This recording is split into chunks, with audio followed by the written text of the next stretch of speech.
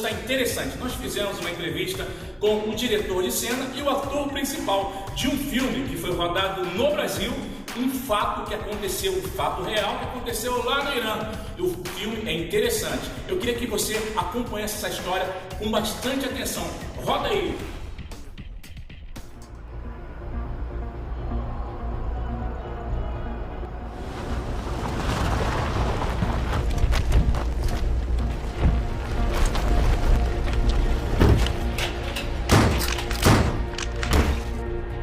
They have Husseini. He knows names. He knows addresses.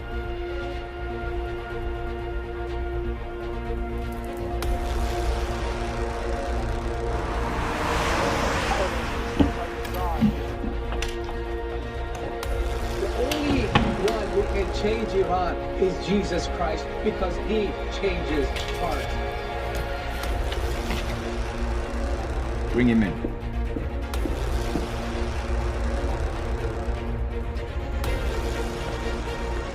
We are discussing this today.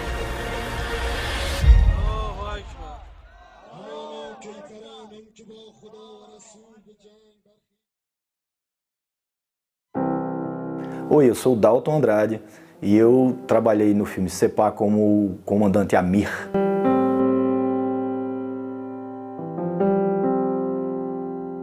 Olha, a Luz em Ação estava procurando uma pessoa que falasse inglês, que tivesse as feições de um iraniano e que fosse ator. Tudo na mesma pessoa, o que não é muito fácil de encontrar aqui no Brasil.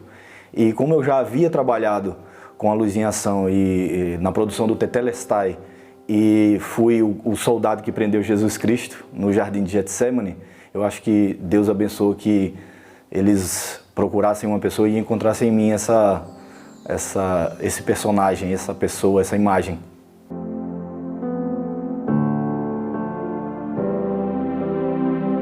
A minha preparação para ser o comandante Amir se deu através de pesquisas e de estudos na internet, procurando comandantes e para poder estudar os seus trejeitos, as suas feições. E inclusive eu estudei muito o comportamento do comandante Soleimani, que acaba de ser morto e que está havendo todo esse problema com os Estados Unidos. Me inspirei nas feições e nos gestos e etc. dele. Eu não tive preparação com oficinas, com pessoas que pudessem me ajudar nessa área. A gente até tentou, porque eu não sou ator, não fiz curso de atuação. Nós tentamos encontrar pessoas para nos ajudar, mas fundamentalmente foi o Espírito Santo de Deus que me ajudou.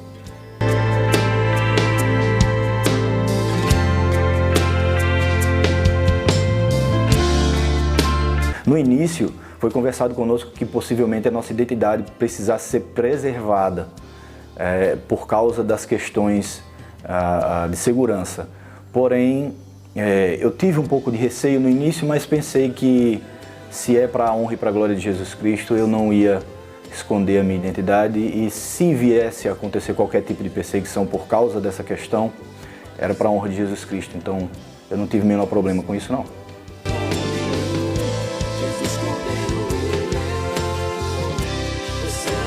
A maior dificuldade que eu encontrei em relação à atuação do comandante Amir foi a questão de atuar como um muçulmano. Eu precisei estudar bastante como é que é feita a oração, né, quais são os posicionamentos. Tudo isso me gerou uma dificuldade em relação a atuar, porque como cristão, eu nunca tinha estudado, nunca tinha visto como é que é essa oração, quais são os gestos que são feitos. E hoje eu sei que eles têm que se ajoelhar e eles têm que fazer alguns gestos, que me gerou uma certa dificuldade, porque eu tinha que incorporar isso. Não era só uma imagem que ia ser passada, mas eu tinha que estar sentindo aquilo que um muçulmano sente no momento da sua oração. Então isso me gerou uma dificuldade para poder ingressar nesse mundo e atuar levando esse sentimento para a tela. Não foi fácil, não.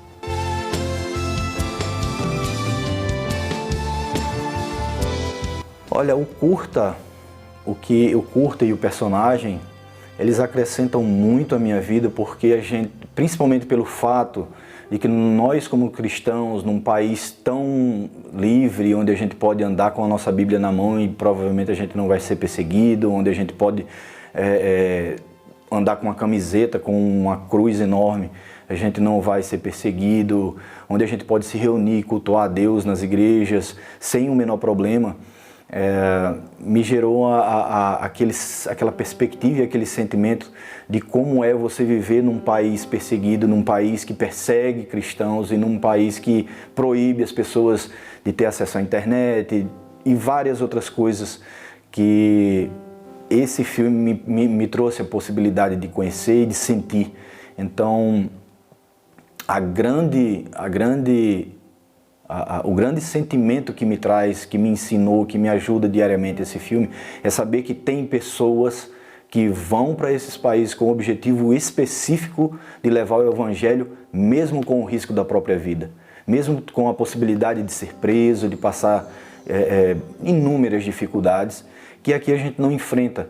E aí a gente passa a olhar para o mundo, aí fora, para países como o Brasil, países como os Estados Unidos e outros lugares onde a gente é livre, começo a olhar para esses lugares com uma perspectiva mais, como é que eu posso dizer, mais graciosa, talvez com um pouco mais de misericórdia, porque a gente se depara infelizmente com uma realidade, é que no mundo perseguido, eles são muito mais profundos no relacionamento com Cristo e na adoração ao Senhor. E aqui no Brasil, por causa de tanta liberdade, talvez a gente não dê valor tanto ao temor que a gente tem que ter a Deus. E essa perspectiva, ao mesmo tempo que me leva a ter um pouco de misericórdia das pessoas aqui no Brasil que precisam ter mais temor a Deus, me leva também a ter um pouco mais de desejo de trazer a consciência das pessoas em países como o Brasil, de que a gente precisa ser mais temeroso, que a gente precisa entender quem Deus é, porque por mais que Ele se coloque numa posição como Pai, Ele também é Senhor, um Rei. Então a gente precisa ter reverência.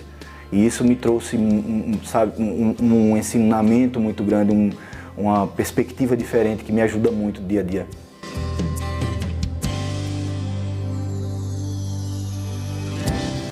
Eu acho que esse curta já tem alcançado pessoas de outras religiões e que vai ser muito importante.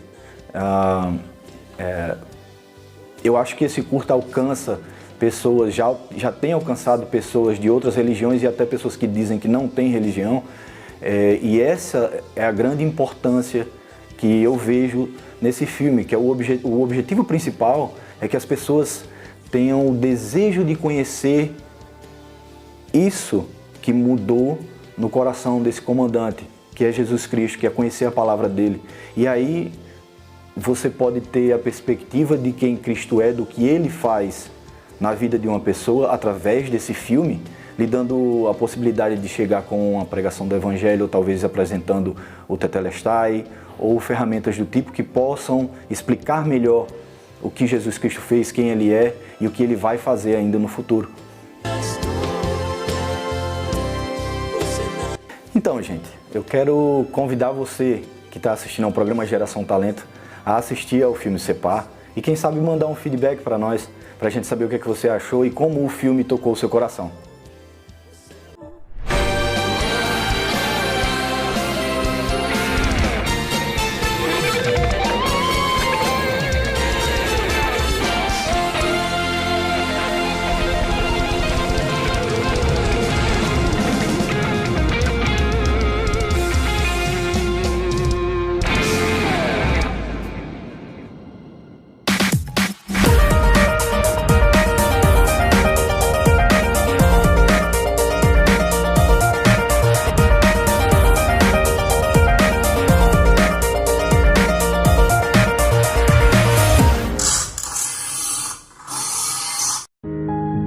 A melhor programação da TV Web. Infantil, humor, informação, programas independentes, em breve jornalismo. Seja o nosso parceiro, coloque o seu programa ou o seu anúncio aqui. Canal TV Rio, Baixe nosso aplicativo no Play Store.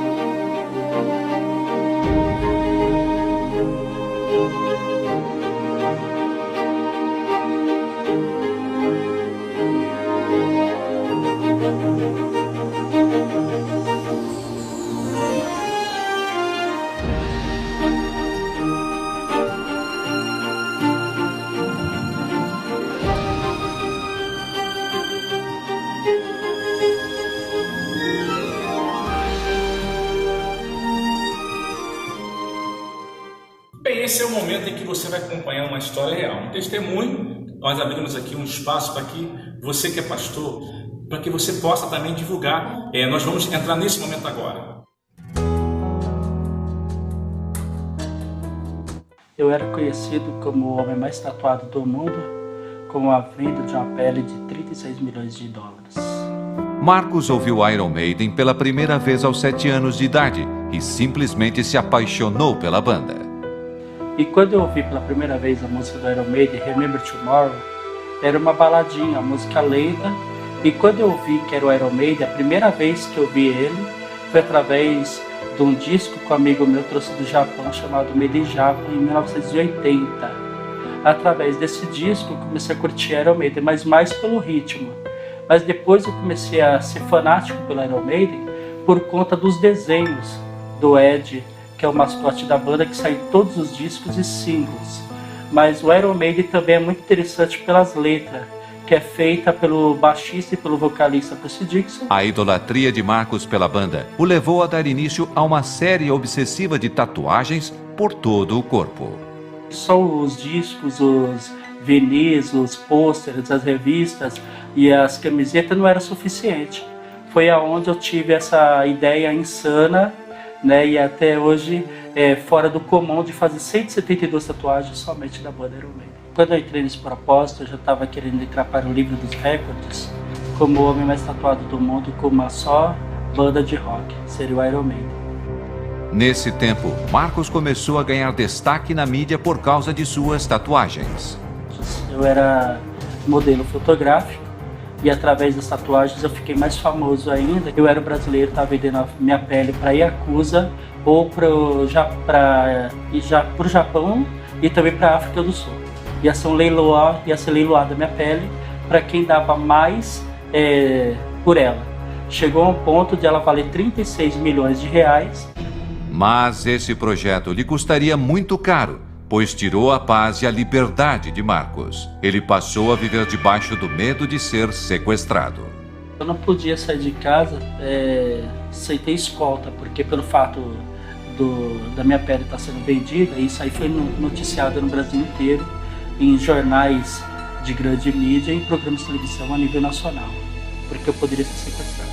Além do medo, Marcos começou a ficar aprisionado pelo fascínio do dinheiro que estava prestes a receber. Eu acabei se aproximando de pessoas que algumas queriam me proteger e algumas estavam interessadas que aconteça o que acontecesse, vende a pele logo, porque eles também iriam receber algum qualquer. Mas ainda faltava um detalhe para que Marcos concluísse seu plano. Ele precisava bater o recorde de tatuagens. Para eu vender a minha pele e assinar esse contrato, eu teria que fazer uma cirurgia que também fazia parte do contrato. Essa cirurgia, eu iria tomar uma injeção chamada Ranestop. Iria passar 48 horas desacordado. Eu, estando desacordado, iria arrancar as 20 unhas das minhas mãos e dos meus pés. Iria fazer a tatuagem embaixo da unha. As tatuagens, estando embaixo da unha, a unha nasceria todas coloridas. O meu rosto seria metade a bandeira do Brasil e a metade a bandeira da Inglaterra, com o símbolo do Iron Maiden. E eu fiquei apreensivo porque já estava pronto para esta cirurgia. Mas não foi tão simples assim. Na noite de véspera da tão esperada cirurgia, Marcos viveu a maior experiência de sua vida. Ele nunca mais seria o mesmo. E nessa noite eu não pude dormir, com a preocupação se alguém poderia me deixar desprotegido, se alguém poderia me sequestrar enquanto eu estivesse dormindo, eu não poderia me defender. E eu não pude dormir nessa noite. A partir das 4 horas da madrugada aproximadamente, eu de olhos abertos, eu olhei para a sala da minha casa, que eu estava deitado no sofá. Olhando para a parede, eu vi como uma bola de fogo parecendo o sol do meio-dia. E essa bola de fogo apareceu para mim e se transformou em um homem de fogo, mais ou menos aparentando a estatueta do Oscar. E ele apontou o dedo para mim e ele falou que a partir daquele momento eu não iria ter mais nem fama nem dinheiro. E ele ia me usar sobre a terra para pregar a palavra dele nos 4 cantos do mundo. Quando eu tive essa visão, eu automaticamente assimilei a Deus. Eu era ateu, eu só acreditava no que eu podia tocar. Eu acreditava que o ser humano era como animais e ervas, vivos, que apenas nascem, reproduzem e morrem. Quando eu tive essa visão com Jesus, automaticamente, 12 horas depois, uma irmã minha, sede evangélica da Assembleia de Deus, ela foi até minha casa e me convidou para ir na igreja dela. Eu fui para assistir o culto. No final do culto, ao se fazer o apelo, algumas pessoas estavam indo para a frente para se converter, para ali fazer parte da denominação. E ali eu senti no meu coração espontâneo de eu ir também. E naquele momento que eu me levantei para ir até lá na frente para aceitar Jesus, automaticamente eu vi que milagres já começavam a acontecer enquanto eu estava caminhando. E os milagres acontecem através da minha vida conforme eu vou andando. Eu não profetizo uma cura, eu não assim procuro, ela acontece naturalmente. Em seu pouco tempo de conversão, Marcos já deu muito fruto. Prega a palavra de Deus incansavelmente todos os dias. É pastor internacional e já levou o evangelho e seu testemunho para 207 países. Conheci ele numa igreja onde ele estava pregando. Foi a primeira vez que eu encontrei com ele. E assim, o que me chamou a atenção foi o testemunho dele, né? Eu achei algo impactante, o testemunho de vida, o que Deus fez e a transformação que Deus fez na vida dele. Eu sou uma nova pessoa, totalmente diferente do que eu era antes. E eu uso hoje a minha vida em prol de ajudar as pessoas mais necessitadas.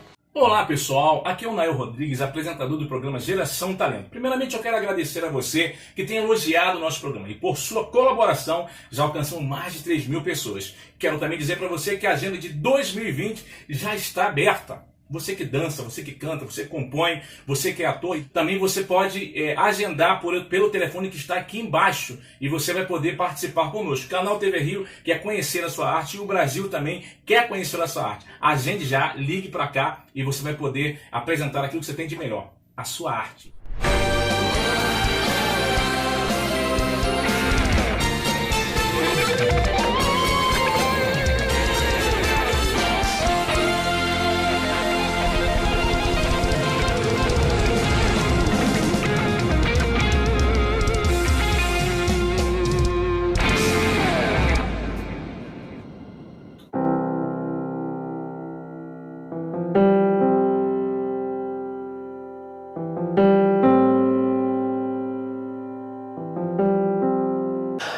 Foi muito interessante, né? Porque estamos tentando recriar um país muito diferente do que o nosso aqui em Natal, e por causa disso tinha que tomar muito cuidado com os ângulos da câmera que usávamos, as casas escolhidas para gravar, as cenas externas, tinha que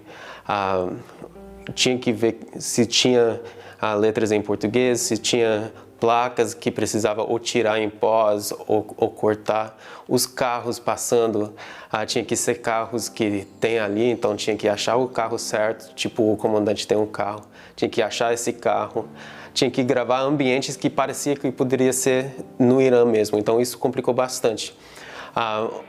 Outra dificuldade de gravar em Natal foi a falta de profissionais na área de cinema.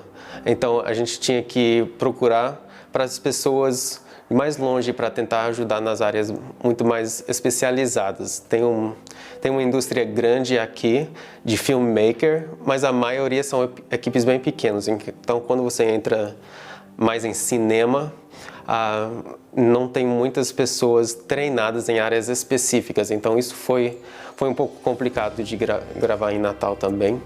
Mas a maior dificuldade, eu diria, seria de conseguir ambientes que parecem com o Irã e para vender essa ideia que essa curta foi realmente gravada no Irã. Então, para conseguir gravar e dar a ideia que estávamos no Irã, o tempo todo estávamos em contato com o nosso produtor executivo, que é iraniano também. Então a gente estava mandando fotos, essa rua dá certo, essa casa dá certo, esse estilo de móvel dá certo. E graças a Deus a gente tinha também uma atriz iraniana no set, no cenário, junto com a gente. Dava para perguntar, e essa aqui, esse copo, essa xícara, dá certo? Sim, dá certo. Pode usar. Então, ajudava bastante tendo essa ligação com pessoas iranianas mesmo. Certo, essa história, na verdade, chegou ao diretor executivo, que é o Dr. Hormoz Shariat. Ele é diretor executivo de um canal chamado Iran Alive, que transmite dos Estados Unidos para dentro do Irã via satélite. E essa é uma história, ele recebeu uma carta da menina da história, na verdade. Ela mandou essa carta só para encorajar ele, né? Continue fazendo o que você está fazendo, porque isso aconteceu com meu irmão. E então ele recebeu essa carta e quis muito transformar a história que se encontrava dentro da carta num curta. Então ele conheceu a gente através da outra produção que a gente fez, ele gostou da produção do Tetelestai, que foi outra série que fizemos. Ele entrou em contato conosco e pediu se a gente tinha interesse em produzir esse curta. Na verdade, ele mandou um roteiro de 3 páginas para a gente. A gente achou que era muito pouco para uma história tão bacana e transformamos no roteiro de 23 páginas, sem mudar o orçamento nem prazo de entrega. Foi uma loucura. E saiu o CEPA do jeito que está.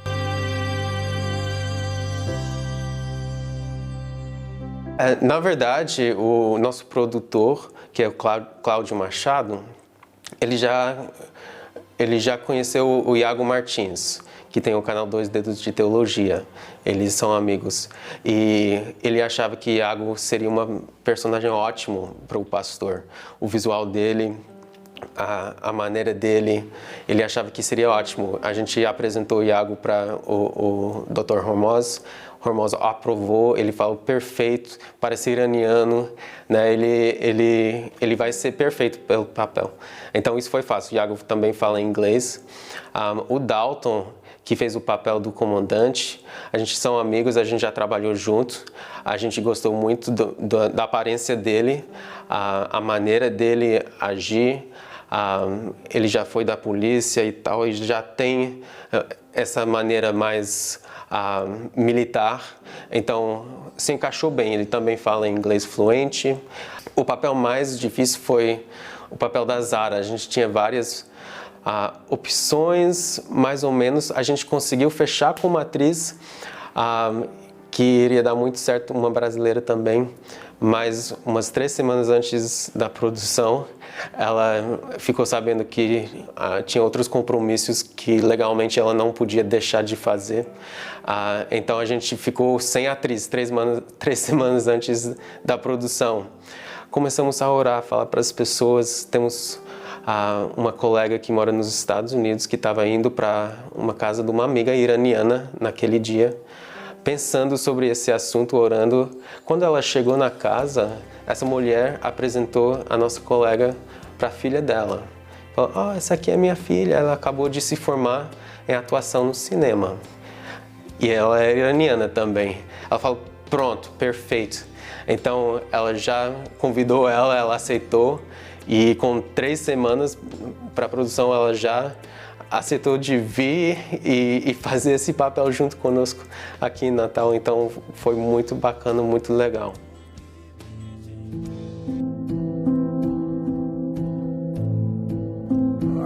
I'm from Iran, and we left Iran because my mom got arrested because she was a Christian.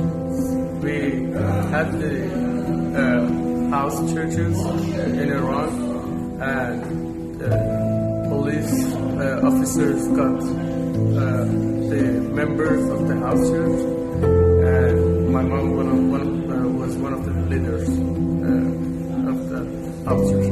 And they released her afterward? They didn't.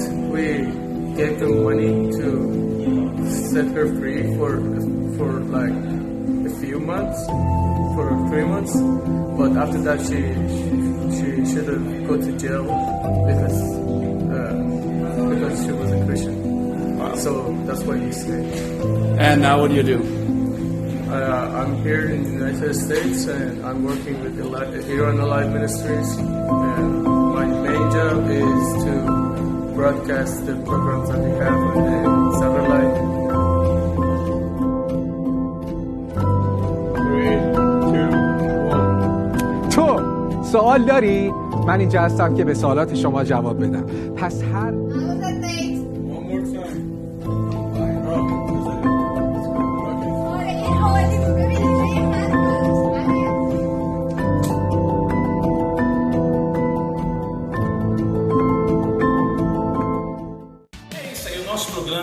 está chegando ao final, mas eu queria lhe pedir para que você pudesse nos acompanhar nas redes sociais, dando um like, compartilhando e convidando seus amigos também para compartilhar essa nossa programação. E você fica sentado aí que daqui a pouquinho começa o Você em Foco exclusivo com Belinha de Tena. O programa Geração Talento vai ficando por aqui e muito obrigado.